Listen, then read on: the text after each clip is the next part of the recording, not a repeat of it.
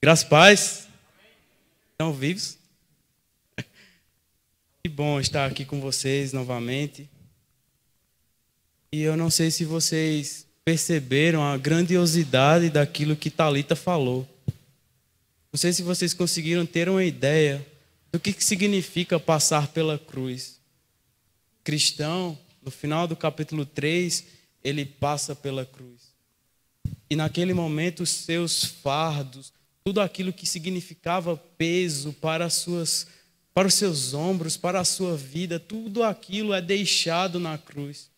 Porque o cristão passou pela cruz. Porque o cristão encontrou o caminho da salvação. Porque o cristão, ele encontrou o caminho da vida. Agora, para iniciarmos o capítulo de número 4, o cristão continua caminhando. O cristão caminha. E eu não sei se os meninos aí já colocaram os slides, mas o cristão vai em direção à jornada que está preparada para ele. E no meio da jornada, ele encontra 5 pessoas. Ele tem 2 encontros.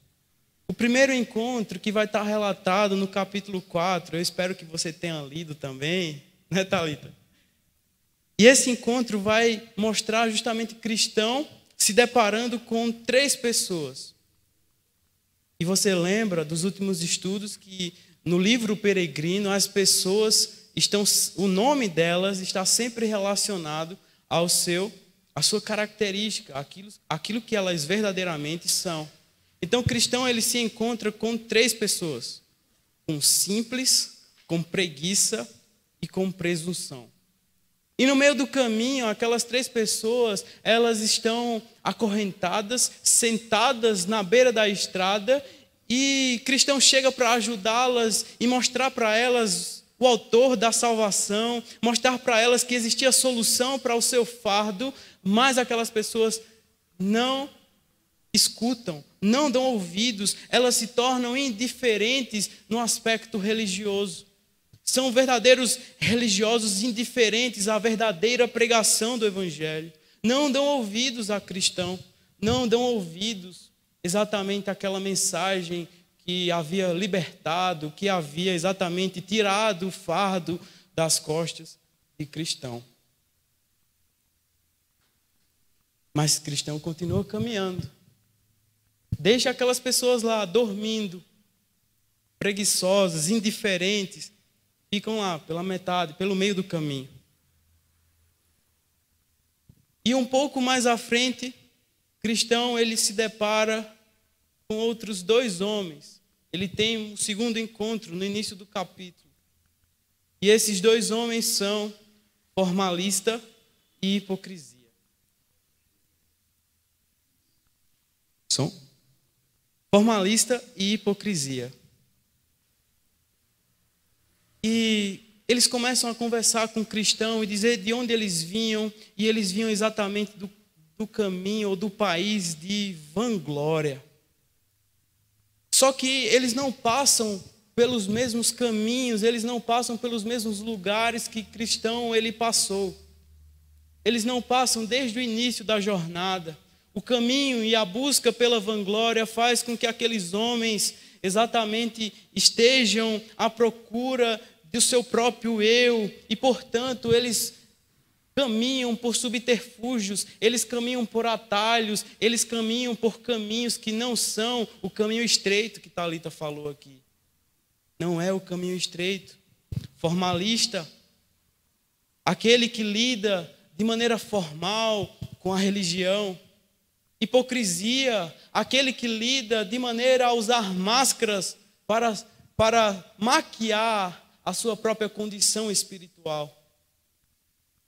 Formalista e cristão dizem na página de número 55. Está aí no slide, vocês vão ver. Para todos os homens de nosso país, o trajeto até o portão é muito longo. Por isso, é comum pegar um atalho e subir pelo muro. O encontro de cristão naquela parte da caminhada com esses homens é exatamente o encontro que se deu por causa de atalhos. Aqueles homens chegaram ali por causa dos atalhos que eles encontraram. Atalhos que fizeram com que eles chegassem até aquele momento. E agora vamos pensar um pouquinho sobre nossa própria condição, sobre o nosso próprio estado.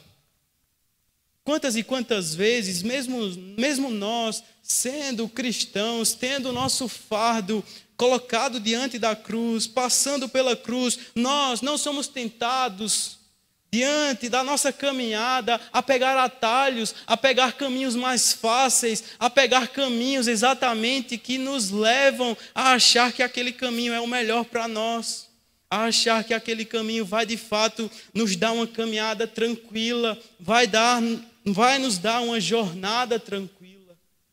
Quantos de nós não somos tentados a pegar os atalhos ao não escolhermos o caminho estreito, ao não escolhermos o caminho mais complicado, a andar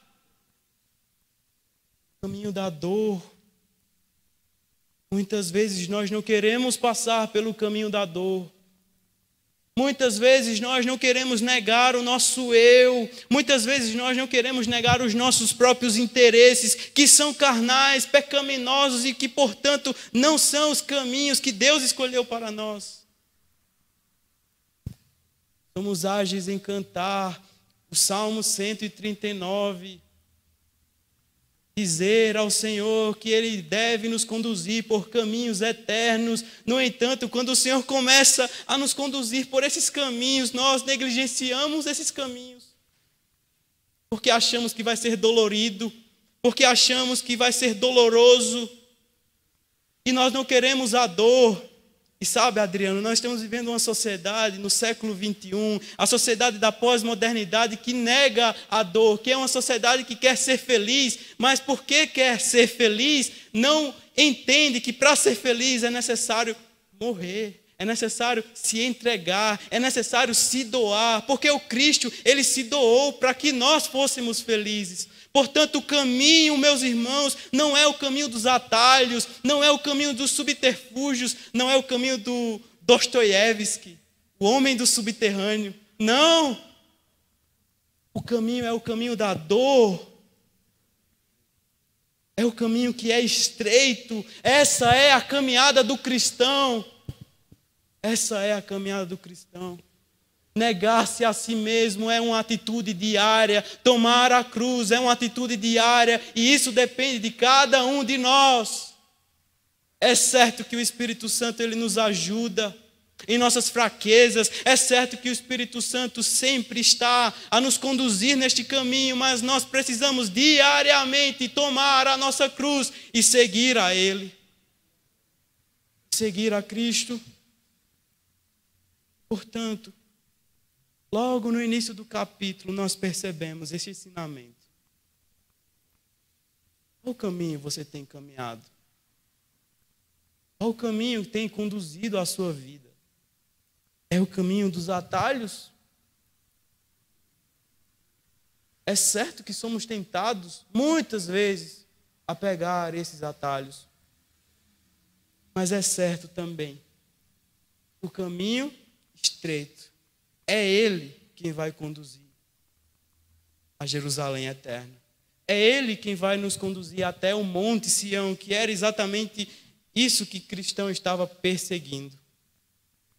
Porque ele passa pela cruz e ele continua caminhando, justamente porque ele tem à sua frente a cidade celestial, o Monte Sião. Então o cristão conversa com esses homens parecem que não vão mudar de ideia. Eles vão continuar pegando os atalhos da vida, vão continuar pegando os subterfúgios da vida. E ambos, os três, na verdade, continuam caminhando. No entanto, chega um momento onde eles se deparam com um monte muito alto, um monte difícil, um monte chamado o desfiladeiro da dificuldade. É esse monte, é essa visão exatamente que eles vão ter acesso aí. Essa é a frase que o cristão ele vai dizer. Deixa eu chegar aqui mais perto para ver. O cristão ele se depara com o monte e ele diz o seguinte: eis o alto monte que desejo subir, a dificuldade não me molestará, pois percebo que o caminho da vida está ali. Vem, encoraje esse coração, sem fraqueza nem temor, melhor, apesar de difícil, o caminho certo a seguir, do que o errado, apesar de fácil, onde o fim é a aflição. O cristão canta e diz isso para a sua própria alma e começa a subir o monte. No entanto, esse monte tinha 3 caminhos. O cristão pega o caminho mais difícil, porém, hipocrisia e vanglória, e formalista, desculpa. Eles pegam os caminhos dos atalhos. Um pega o caminho da direita, outro o caminho da esquerda, e esse caminho, o texto vai dizer que conduz cada um deles à destruição. Esse é o resultado, meus irmãos, de quando nós caminhamos por atalhos, e quando nós perseguimos caminhos que não nos conduzem, ou que não são conduzidos pelo Senhor. Esses caminhos nos levarão fatalmente à destruição. Mas cristão persegue o caminho mais difícil, ele sobe, meio que de joelhos, ele continua subindo, e ele vê que aquele monte, aquele desfiladeiro, ele é íngreme, e ele sabe por que esse nome chama-se dificuldade, porque é difícil de subir. É difícil de subir, e é tentador pegar atalhos. Mas cristão não vacila, ele continua subindo o monte. Eis o alto monte que desejo subir, a dificuldade não me molestará, pois percebo que o caminho da vida está ali. Encoraje-se, vem, coração, sem fraqueza nem temor, melhor, apesar de difícil, o caminho certo a seguir do que o errado, apesar de fácil, onde o fim é a aflição. Cristão sobe. E aqui, meus irmãos, traz mais um ensinamento para nós. O cristão reconhece que esse caminho é o caminho da vida, é o caminho do próprio Cristo, por isso ele sobe, porque ele sabe que mesmo que seja difícil, mesmo que seja íngreme, mesmo que ele suba até de joelhos, é o caminho que o Senhor escolheu para ele. Portanto, não se atemorize caso o Senhor te dê um caminho complicado. Não se atemorize caso o Senhor te dê um caminho de dor para você subir. Saiba que Ele está com você, porque Ele disse que estaria com você até o fim. Suba o monte, o desfiladeiro da dificuldade. Clame ao Senhor e Ele te ajudará. Diga para a sua alma, coragem, coração, sem fraqueza nem temor. Suba o monte. Suba o monte, porque é nesse monte que o Senhor vai estar com você. Sem os atalhos, sem os caminhos mais fáceis. Mas a felicidade está tão somente em subirmos o monte, em sofrermos a dor daquele que exatamente está conosco. Suba o monte. Portanto, ao ver a destruição daqueles 2 homens, cristão continua subindo. De joelhos, mas continua subindo. Porém, ele chega na metade do caminho, na metade desse monte, e aí ele se depara com um lugar mais ou menos descansado, meio que um lugar plano na metade do monte. E ali ele começa exatamente a querer descansar ali, dar um cochilo, recuperar suas forças. O cristão consegue. Descansa. No entanto, ao descansar, cristão pega num sono profundo. Cristão agora dorme. Dorme como se ele estivesse dormindo na sua própria cama e em sua própria casa. Mas aí ele se acorda meio aterentado. Sabe quando a gente se acorda aterentado, sem saber o que fazer, sem saber onde a gente estava, né? Às vezes a gente dorme de tarde, é meio assim. Mas aí ele se acorda e volta para caminhar. Volta para subir o monte. No entanto, ele perde seu livro. O livro que fez, o pergaminho que fez com que ele chegasse até ali. Então ele se dá conta disso, ele se dá conta dessa perca, e quando ele se dá conta, ele cai em prantos, se lamentando, porque ele não poderia ter dormido aquele sono, ter feito aquele descanso ali, ele não poderia ter parado ali onde ele estava, porque ele perdeu seu pergaminho, ele perdeu aquele livro que ia direcionar a sua jornada. Na página 59, ele vai dizer o seguinte para nós: consequentemente, ficou muito perplexo sobre o que deveria fazer. Finalmente, lembrou-se de que adormecera ao lado da montanha e então, caindo de joelhos, pediu perdão a Deus por esse ato tolo e voltou para procurar o seu pergaminho. O cristão já estava um pouco mais à frente quando se lembra que seu livro tinha sido deixado. Então ele volta, encontra seu livro lá no local onde ele estava dormindo e depois retorna à caminhada. Porém, a noite já estava vindo, o sol já estava indo embora. Então o cristão precisava de um lugar para descansar, um lugar para passar a noite, na verdade, porque ele já tinha descansado. Ele precisava de um abrigo. E de novo ele começa a se desesperar e se lamentar exatamente porque ele tirou aquela soneca da tarde. Porque ele tirou aquele descanso e fez com que aquele momento fosse desperdiçado. Porque ele podia estar caminhando, ele perdeu tempo. O cristão está em busca de abrigo. No entanto, na página de número 61, o texto do Bunyan diz o seguinte: mas, enquanto lamentava sua perigosa situação, ele olhou para cima e eis que um palácio imponente estava diante dele. Era chamado o Palácio Belo e ficava bem à sua frente, na estrada. Portanto, cristão, ao se desesperar mais uma vez por causa do tempo que ele perdeu, ele olha para frente. E ao olhar para frente, ele encontra um belo palácio. Um lugar bonito. E ele entra lá naquele palácio. E naquele palácio ele encontra algumas pessoas, como um vigilante. Ele encontra uma pessoa chamada Piedade. Ele encontra uma pessoa chamada Prudência. Ele encontra uma pessoa chamada Caridade. Então, eu queria falar um pouquinho com você sobre isso. Sobre esse palácio chamado igreja. Quando nós, na nossa caminhada, encontramos uma família chamada igreja, encontramos um lugar chamado um palácio belo.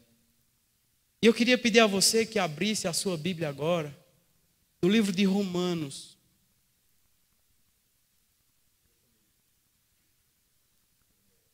Romanos, capítulo de número 12. Romanos 12, a partir do verso de número 3.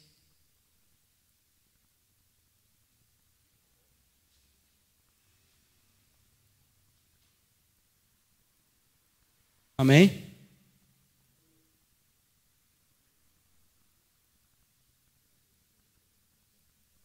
Dos versos 3 ao 8.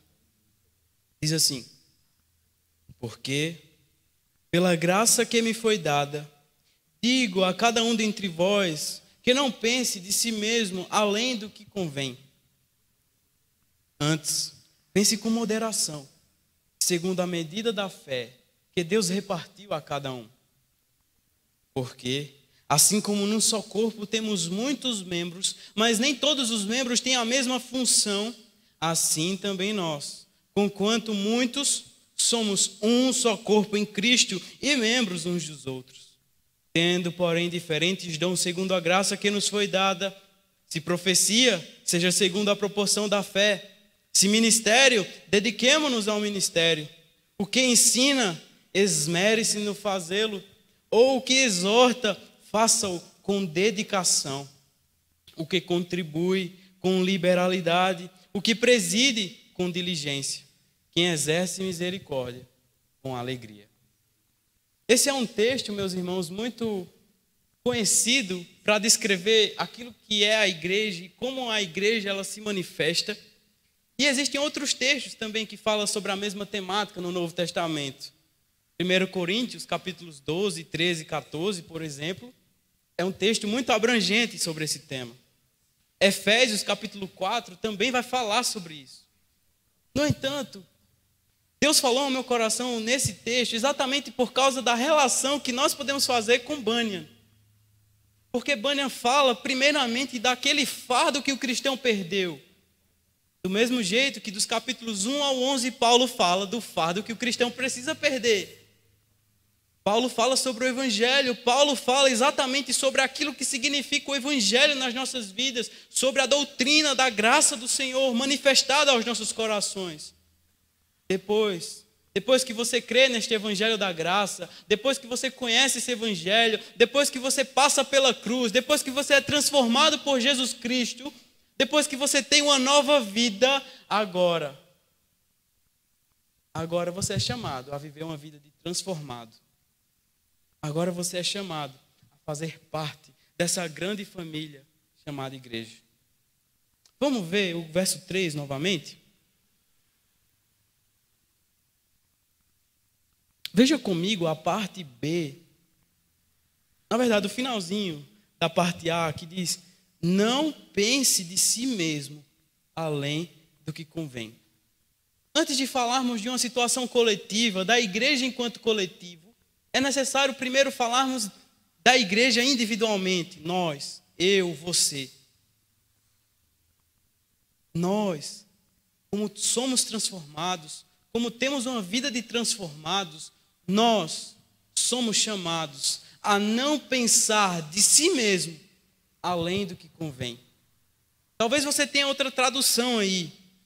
A NVT, ela vai dizer que nós não devemos nos considerar melhores do que realmente nós somos. Portanto, individualmente aqui, meus irmãos, Paulo faz um chamado individual para nós, relacionados a o que você é. O que você é? Você é mais do que aquilo que você pensa? Portanto, se você pensa dessa maneira, se você pensa e você acha que você é maior do que outra pessoa que está aqui nesse lugar, você tem que rever os seus conceitos. Você tem que voltar para toda esta história que Paulo conta dos capítulos 1 ao 11. Você precisa primeiro passar pela cruz, porque todos os indivíduos que fazem parte da igreja, eles não devem pensar nada além do que convém a eles mesmos. Ou seja, não ache que você é maior do que você mesmo. Não ache que você tem exatamente títulos o suficiente para estar na igreja. Não ache que você tem exatamente um status. Não ache que você vem à igreja exatamente buscar reconhecimento. Não ache que você está vindo à igreja exatamente para mostrar o quão você é capaz, o dom que vem de você, a força que vem de você. Até porque, no finalzinho desse verso, Paulo vai dizer que nós devemos pensar com moderação, segundo a medida da fé que Deus repartiu a cada um. Portanto, não vem de nós. Não vem de nós. É o Senhor quem nos concede todos os dons. Para que sejamos igreja, para que possamos fazer parte desse grande palácio, desse belo palácio chamada igreja, é necessário deixar de lado toda soberba, todo egoísmo, todo tipo de pensamento voltado para si mesmo, para o eu, para nós, para a nossa própria condição, para o que eu sei fazer, para o que eu tenho para fazer. E é necessário pensar no outrocentrismo, ou seja, é colocar o outro como de fato objeto do seu serviço. Precisamos deixar de lado egocentrismo para pensarmos no outrocentrismo e praticarmos o outrocentrismo. Portanto, não se considerem melhores do que realmente são. Deixemos de lado nossa soberba, deixemos de lado nosso orgulho, deixemos de lado nosso egoísmo, deixemos de lado nossos status, deixemos de lado nossos títulos. O doutor é tão importante na igreja quanto o analfabeto. Aquele que sabe falar na igreja é tão importante quanto aquele que não sabe. Não ache que você está vindo à igreja em busca de reconhecimento. Não ache que você está vindo à igreja para demonstrar o quão capaz você é de fazer algo na igreja. Não ache, porque nós não devemos pensar nada além do que convém a nós mesmos. Porque nós não devemos nos considerar melhores do que realmente nós somos. E o que nós somos? O que nós somos? Em primeiro lugar, somos adoradores. Você está aqui, você é igreja, porque primeiro você é chamado para adorar a Deus. Em segundo lugar, você é chamado para ser servo. Por quê? Aí eu queria que você abrisse comigo em Filipenses, capítulo de número 2.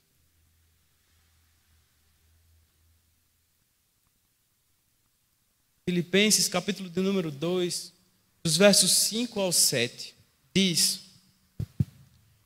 tende em vós o mesmo sentimento que houve também em Cristo Jesus, pois ele, subsistindo em forma de Deus, não julgou como usurpação o ser igual a Deus, antes a si mesmo se esvaziou, assumindo a forma de servo, tornando-se em semelhança de homens e reconhecido em figura humana. Portanto, Paulo chama a atenção para nós, que nós tenhamos o mesmo sentimento, e aqui sentimento é atitude mais emoções, toda a inteireza do seu ser. Tenha o mesmo exemplo de Cristo e procure fazer a mesma coisa. E o que foi que Cristo fez? Cristo serviu. Cristo se humilhou, assumindo a forma de servo, se esvaziou de si mesmo para que pudesse servir, morrendo a nossa morte, morrendo em nosso lugar. Portanto, Cristo não pensou além do que convinha a Ele mesmo. Ele era servo, portanto ele serviu. O servo sofredor serviu. Agora nós precisamos tão somente servir, fazer como Cristo fez. É necessário ser igreja e desenvolver a mente de Cristo, a mente do serviço. Ser igreja é tão somente, além de adorar, servir, meus irmãos. Servir com tudo aquilo que Deus nos concedeu enquanto dons.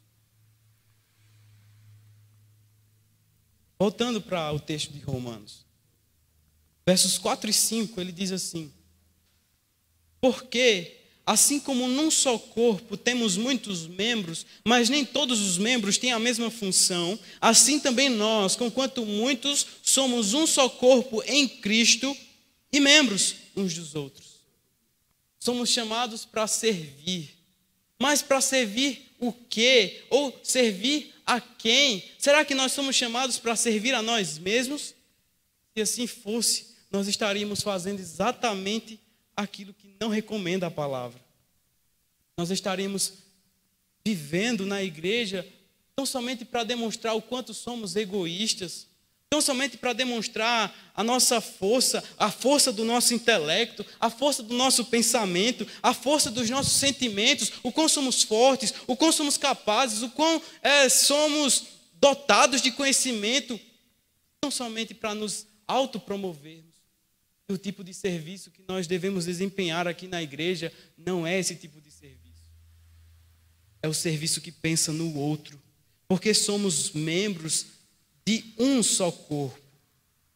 De um só corpo.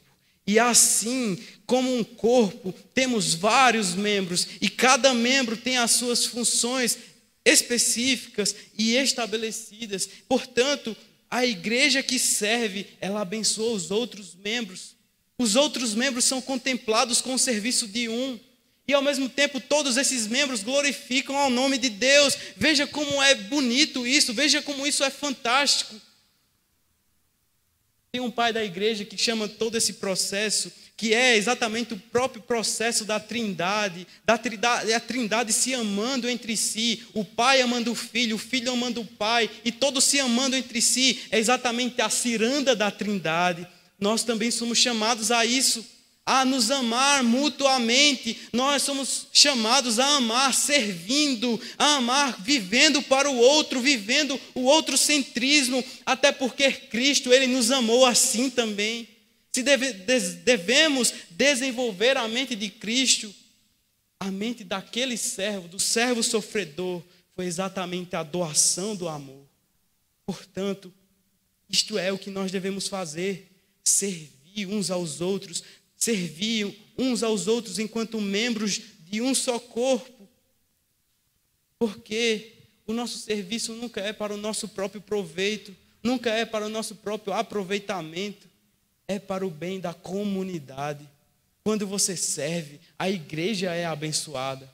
Quando você serve, a outra pessoa é abençoada. Quando você serve, até mesmo outras pessoas que nem fazem parte da comunidade que você faz, são abençoadas.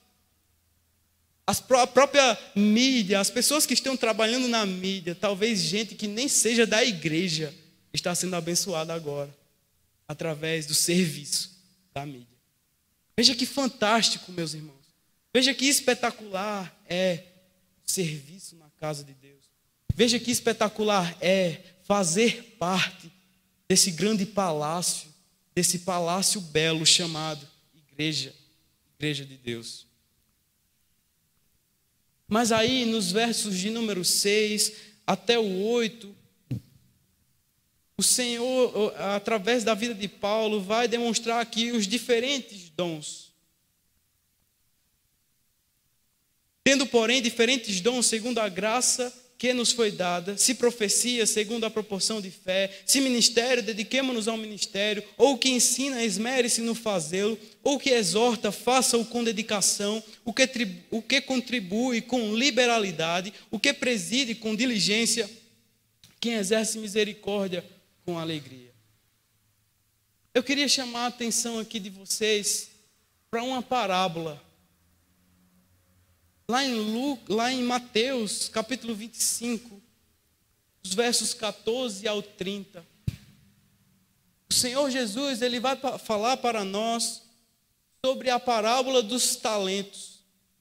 E que cada um tem em suas mãos, dadas pelo Senhor, talentos, dons, vocações estabelecidas pelo próprio Deus.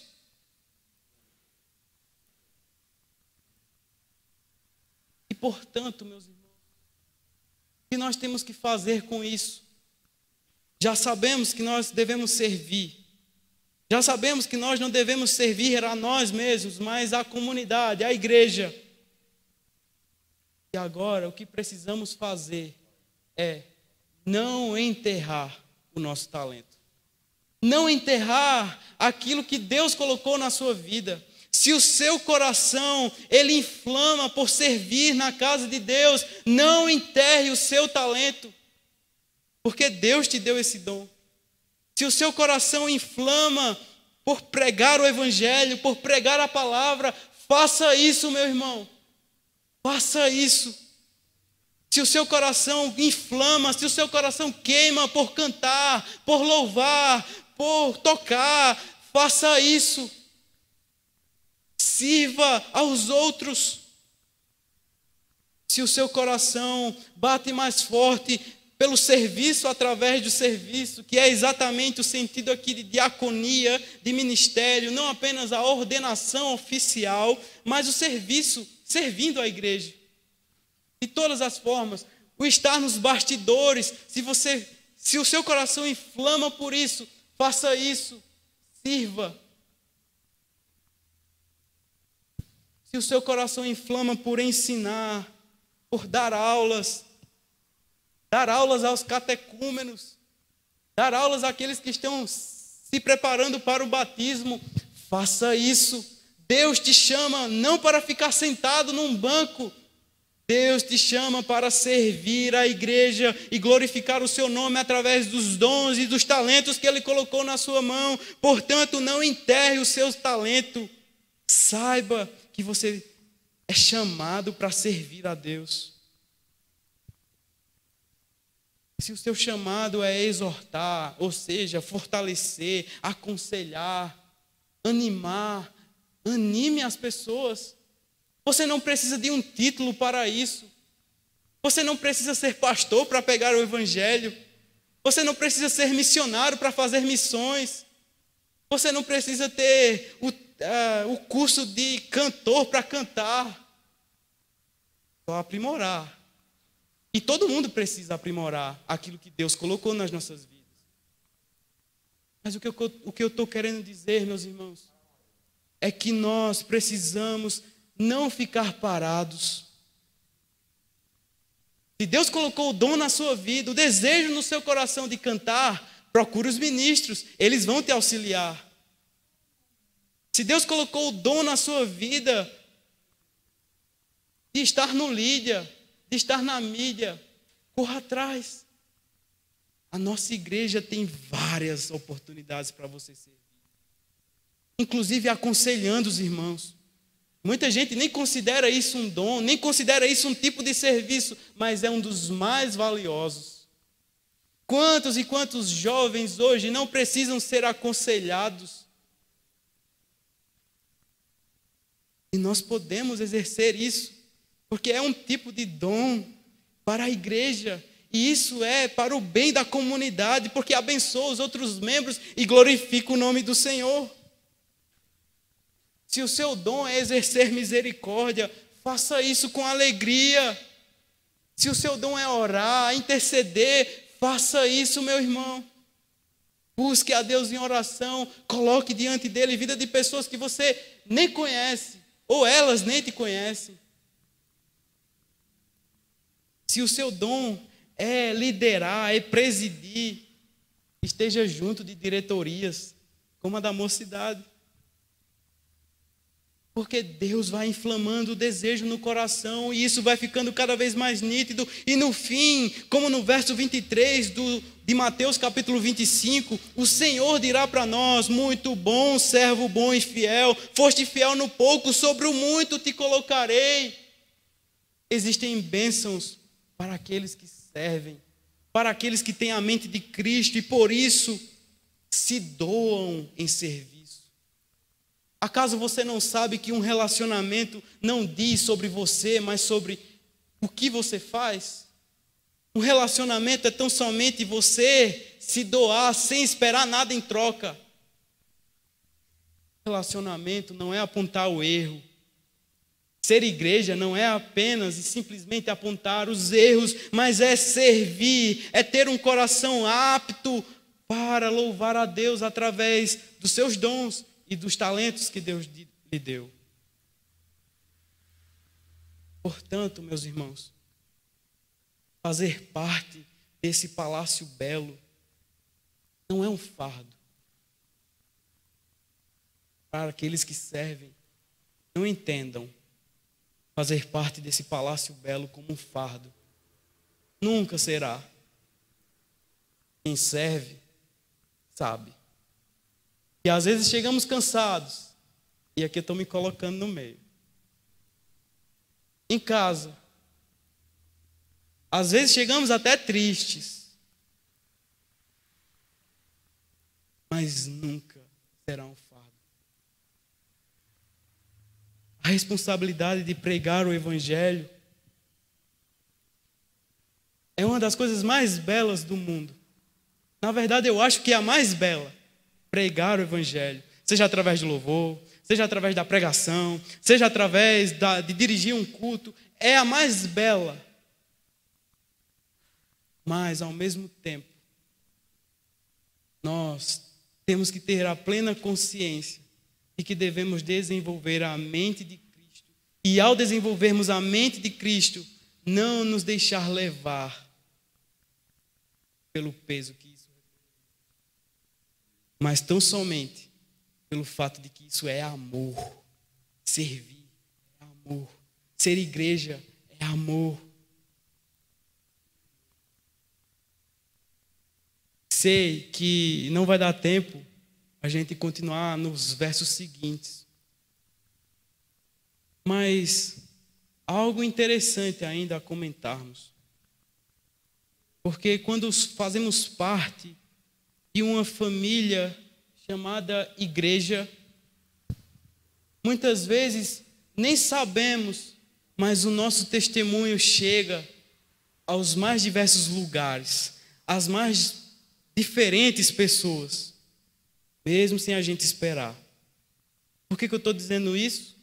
Porque voltando para o livro O Peregrino, tem uma pessoa chamada Caridade que começa a conversar com o cristão dentro do palácio. E começa a perguntar ao cristão por que os familiares dele, a esposa, filho, não está caminhando com ele. Por que ele está sozinho na jornada? E cristão, e na verdade Caridade, vai dizer o seguinte: será que talvez eles estivessem confusos porque a sua vida não correspondia às suas palavras ao tentar convencê-los a vir com você? Ou seja, será que você, cristão, está dando um mau testemunho, por isso que a sua família não está vindo com você? Cristão, pensa e diz o seguinte: na verdade, não posso elogiar minha vida, pois sou consciente de que